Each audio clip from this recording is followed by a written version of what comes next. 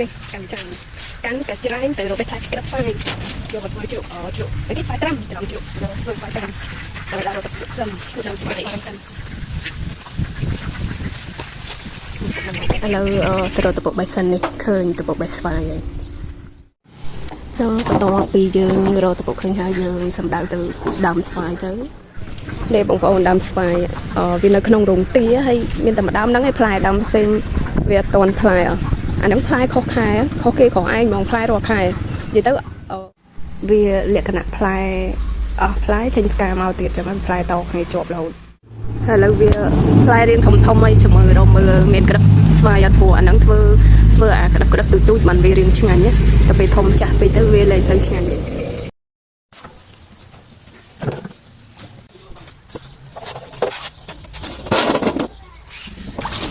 ស្វាយបេះហើយបងប្អូនអើយបានប៉ុណ្ណឹងបានមកកច្រែងនិយាយទៅគួរសមដែរហើយណាមួយវាអត់សូវមានក្តឹបទេបេះក្តឹបបានខ្លះលាយមួយអាចាស់ខ្លះចឹងណាហើយយើងធ្វើដបងចឹងខ្លាចធ្វើទៅវាហូបអត់កាត់ទៅវាខាតអញ្ចឹង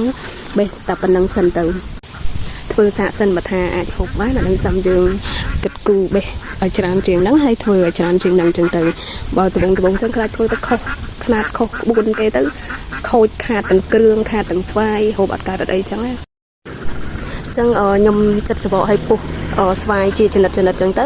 បាទទូចខ្ញុំពុះជា2ឬក៏ជា3អាហ្នឹងវាអាស្រ័យលើចំណង់ចំណូលចិត្តយើងដែរចង់បានប៉ុណ្ណាចឹងណាហើយនឹងខ្ញុំចិត្តសបកចិត្តអីស្អាតទៅតែខ្ញុំចិត្តយកតែចាស់ឲ្យសបកបើអាក្តឹបគឺខ្ញុំអត់ចិត្តទេហើយបន្ទាប់ពីខ្ញុំចិត្តសបកពុះវាជាចំណិតរួចហើយគឺខ្ញុំយកទៅលាងទឹកវាយកវាទៅលាងទឹកយកវាទៅលាងទឹកឲ្យស្អាតចឹងណាលាង2 3ទឹកអីទៅវាជ្រះជ័រខ្លះទៅព្រោះវាមិនជ្រះអស់ក៏វាជ្រះបានច្រើនដែរចឹងណាចឹងយើងលាង2 3ទឹកទៅគ្រាន់តែខ្ញុំ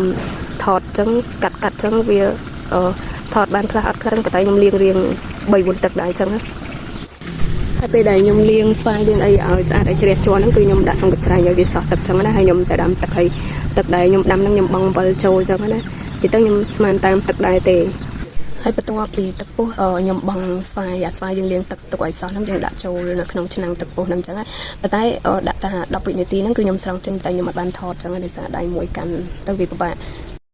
ចឹងបន្ទាប់ពីយើងដាក់នៅក្នុងទឹកពុះប្រហែលជា10វិនាទីគឺយើងស្រង់ដាក់នៅក្នុងទឹកកកហ្នឹងដាក់ឲ្យត្រជាក់ខ្លាំងឲ្យស្ទាបមើលទៅស្ពឹកដៃទៅអាហ្នឹង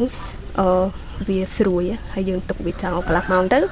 ហើយកន្លះម៉ោងឬក៏លើសក៏បានដែរទុកឲ្យវាស្រួយចឹងត្រាំទឹកកកវាចោលចឹងនៅពេលដែលត្រាំទឹកកកចោលហើយគ្រប់កន្លះម៉ោងឬក៏លើសហ្នឹងទៅយើងស្រង់វាចេញមកគឺយើងលាងទឹកវាមួយសាទៀតឬក៏2សាទៀតតាមនឹងចឹងណាព្រោះมันប្រកាសថាយើងស្រង់ចេញមកវាស្អាតទេចឹងយើងលាងវាថែមទៅហើយដល់ពេលលាងហើយខ្ញុំក៏យកវាមកប្រឡាក់គ្រឿងទៅខ្ញុំដាក់ស្ករដាក់ប៊ីចេងដាក់អំបិលចឹងណាយកស្វាយមកប្រឡាក់គ្រឿងមើលតែប្រឡាក់ត្រីហើយយកមកលាយគ្រឿងបងប្អូននិយាយច្រឡំទៅដាក់ស្មានដែរតែមិនប្រកាសថាត្រូវដាក់ស្មានតាមស្វាយចំនួនស្វាយចឹងបើស្វាយតិចយើងដាក់តិចទៅបើស្វាយច្រើនយើងដាក់អំបិលដាក់ស្ករប៊ីចេងតាមនឹងចឹងចឹងមុននឹងខ្ញុំដាក់ក្នុងកែវគឺខ្ញុំត្រឡប់វាកូរវាត្រឡប់ទៅត្រឡប់មកទៅឲ្យវារៀងចូលជាតិតិចបានខ្ញុំដួសដាក់ក្នុងកែវហើយខ្ញុំមានតែកែវជ័រអញ្ចឹងទៅខ្ញុំដាក់ក្នុងកែវជ័រហ្នឹងទៅហើយកែវជ័រហ្នឹងក៏រៀងទូចដែរបើដាក់ធំពេកក៏ខ្លាចដាក់នៅក្នុងទូទឹកកកអត់ចូលដែរអញ្ចឹងស្វាយមកកញ្ច្រែងហ្នឹងធ្វើបានតែ2កែវតូចហ្នឹងទេហើយខ្ញុំយកទៅដាក់នៅក្នុងទូទឹកកកចោលមួយយប់ស្អែកគឺអាចយកញ៉ាំបានហើយ